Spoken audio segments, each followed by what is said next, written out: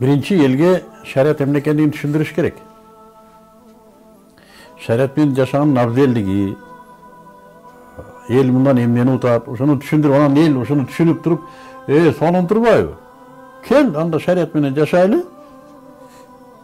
Сойкуларды ташбаран кылайлы, мейли, кылабыз ошону. Урлардын колун кесебиз.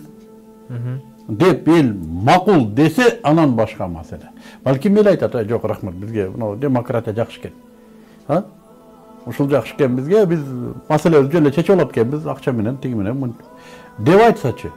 Демек бүгүнкү маселе шариат менен жашайбы дегенден мурда шариатты түшүндүрүш керек. Аны үйрөнүшүбүз керек. Аны элдин тандоосуна коюш керек. Эл кабыл алса анан келет.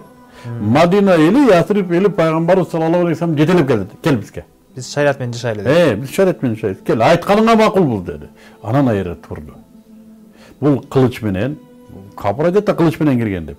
Кылыч менен, зордук менен кирбейт шариат. Эл аны көтөрбөйт, эртең ыргытып. Эртең бир шариат менен жашайлы деп биз келели бийликке. Биз чыгарган указды көтөрбөйт, эл айтат, бар Афганистанга бар, же тияка бар, же бияка бар. Биз светтикпиз дейт. Эмнеге эл шариатты билбей туруп биз таңуулап салсак ошондой болот. Ошон үчүн динде зордук жок дегени биринчи элге түшүндүрүш керек ар бир адамга. Буга макулсуңбу сен, ыраазысыңбы?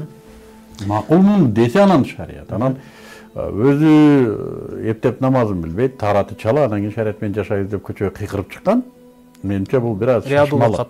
Бул шашмалык. Бүгүн биринчи өзүбүз үйрөнүшүбүз керек. Рахмат агай.